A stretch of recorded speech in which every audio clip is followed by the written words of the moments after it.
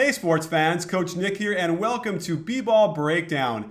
The final breakdown of the season does not mean that our season is over. We have so much coming up this summer, from on-court demos to interviews with NBA players and coaches to WNBA even. Lots of stuff coming up, so do not become a stranger to B-Ball Breakdown online, and even a lot of stuff written on BBallBreakdown.com, plus Twitter is always there.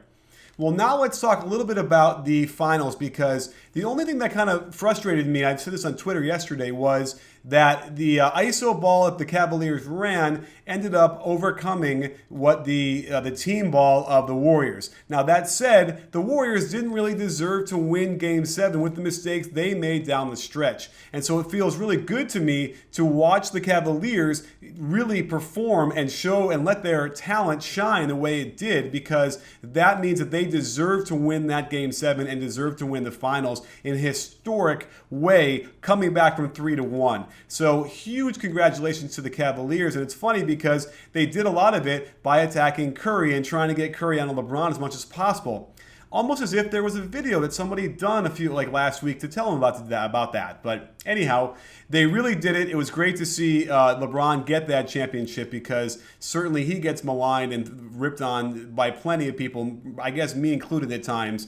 And Cleveland has gone through a long, long drought. I know, being a Cubs fan growing up, what that feels like. Still haven't even gotten there. Maybe this year. So again, kudos to the Cleveland, and they really did nicely down that stretch to take the game away.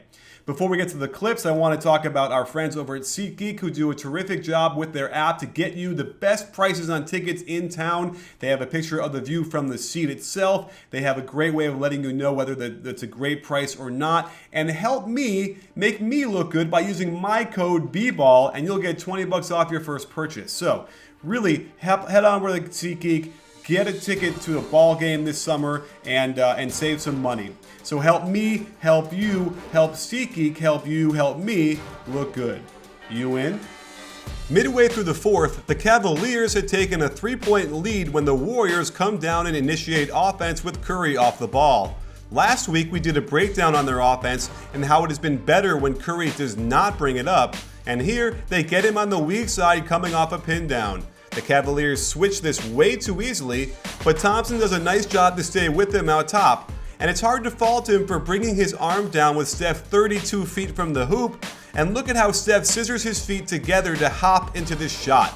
This is the fastest way to release a jump shot, and notice the sway and turn in the air as the ball nestles cleanly through the net. I was serious when I said JR shoots better when he's not open, and the Warriors got great shots all night long when they pushed the ball up to find quick action. Because they're pushing it, LeBron can't get back to Harrison Barnes, so he points to Shumpert to take him instead. Shumpert then points to tell LeBron to pick up Klay, but LeBron inexplicably continues to run to Barnes, leaving Klay Thompson wide open for the catch. Credit to Shumpert for getting there, but Klay still hits this. This is where the scene got a little strange. With a 2-point lead, Steve Kerr sticks Ezeli back in the game. I imagine he felt that with that tiny cushion, he could sneak him in there to get a few rebounds, but if you look at how the team did in his first stint, there's nothing indicating that this would go well, and in 3 minutes, it didn't. However, on this possession, they actually extend the lead as Curry catches Thompson way out of position guarding Ezeli above the free throw line. While Steph doesn't hit it, it forced LeBron to rotate and allowed Draymond to get inside J.R. Smith for the nice tip-in. Of course, the Cavs come right down and get Ezeli involved in the pick and roll with LeBron. The screen is 2 steps above the 3-point line, prime position to go under this and not have to switch, and yet Draymond is late reacting to it, and Ezeli just switches this. To make matters worse, he's in a stance with his feet above the 3-point line. Up to this point, LeBron was 0 for 4 from behind the arc. It's the one shot you'd be happy he takes if you're the defense, yet he leaves his feet on the shot fake and LeBron gets 3 free throws. The defense had been defending him like this all night, and it made very little sense. After LeBron hits all 3, Curry comes down to initiate the offense this time. The spacing was a little off. Steph was too close to the sideline to run this screen for Klay, who then ball screens before slipping to the corner. And I really don't know what to make of this behind the back pass, other than to say, he connects on these thousands of times with no issue, but I would have thought after Game 5 that Coach Kerr would have banned any type of behind-the-back passes. The ball skips out of bounds, and it's a possession I'm sure the Warriors would have loved to have gotten back. Down 1, the Cavaliers run another high pick and roll with Ezeli, and this time they successfully contain till Green can get back on LeBron. So they do it again, and again. Why is Draymond on him 42 feet from the hoop? Again, it's a switch, and this time the defense is pretty good and they get the shot they want, but LeBron is all clutch as he nails his only 3 of the game to give the Cavs the lead. Again, the Warriors have Steph initiate the offense and they run basic motion. J.R. Smith takes away the catch and shoot from Clay, but it leaves him just enough daylight to put the ball on the floor.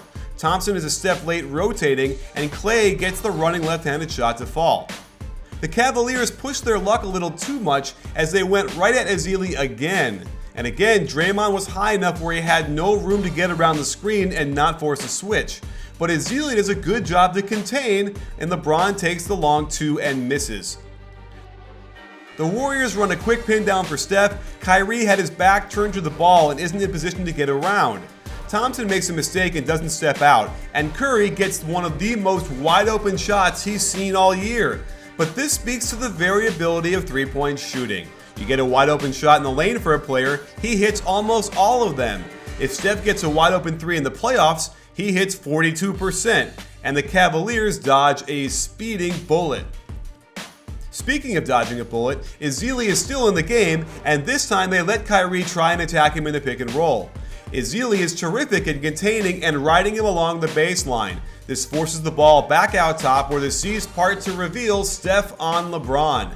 Also notice that Draymond and Ezeli talk nicely to switch and get a better matchup for the defense. Here, Steph is able to keep LeBron in front, the shot clock acts as another defender, and he's able to bother LeBron into a bad miss. The Warriors come down and get an off-ball screen with Steph and Clay, but Kyrie and JR switch this perfectly, with JR getting underneath Steph to prevent the backdoor. But this is where the offense falls apart.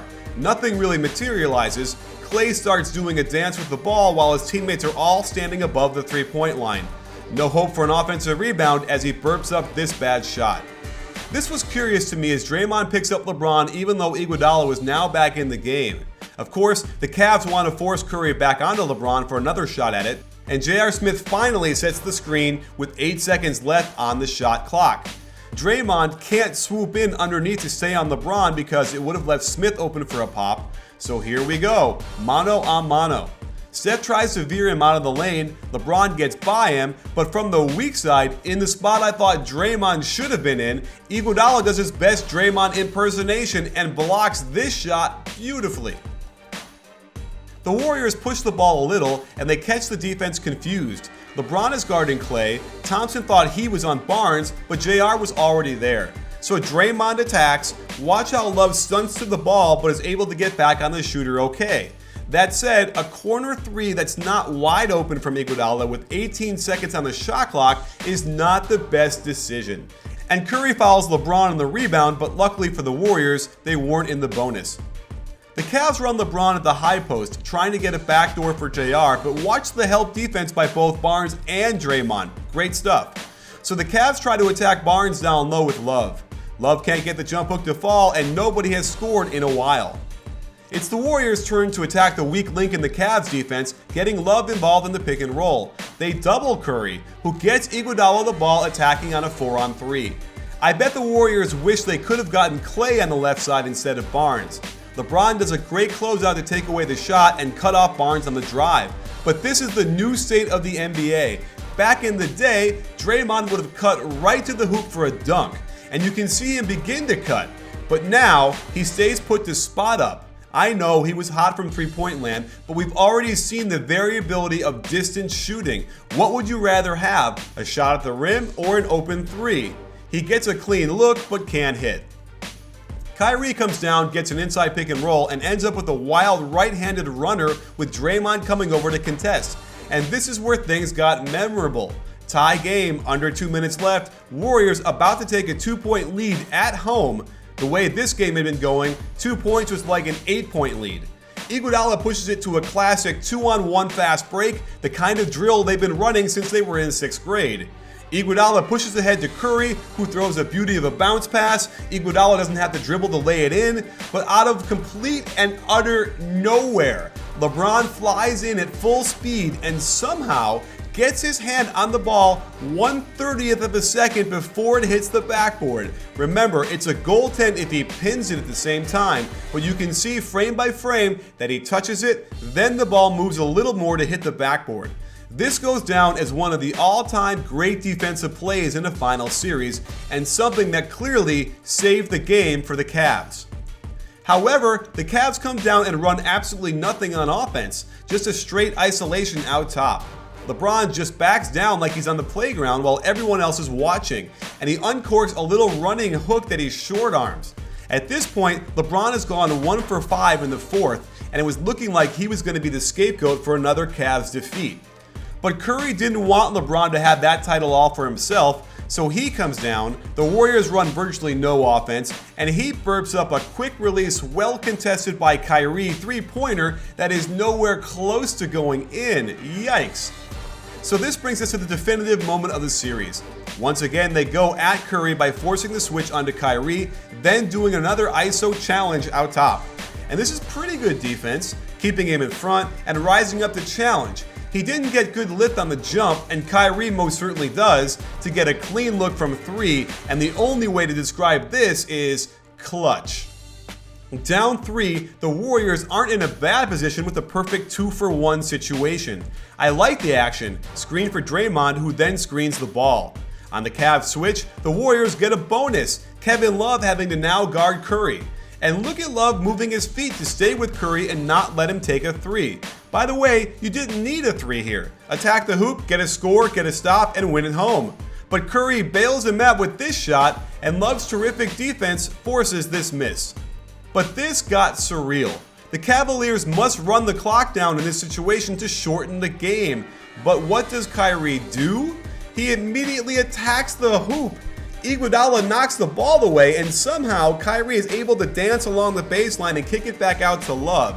This brings a new definition to playing with fire. And then we get another level of dumb when Harrison Barnes takes a foul out top. I understand the Warriors had a foul to give, but once the shot clock gets under 14, this foul gives the Cavs 3 extra seconds to play with. It's not the end of the world for the Warriors since they could get a stop, call timeout, and have 3 seconds to try and get a tie game, but they need a stop. It's unclear why Klay would pressure Kryie full court. You want to keep them out of the lane, and you certainly cannot foul in this situation. This allows an easy path to the hoop, and when Draymond helps, LeBron almost shuts down Cleveland had he made this one. Either way, one free throw effectively ends the game, and that's what he got. And this last possession was academic as the Cavaliers outlasted the Warriors in an incredible comeback that reminded everyone just how historically good LeBron is. I'm at a loss of words. All I know is we're the 2016 NBA World Champions.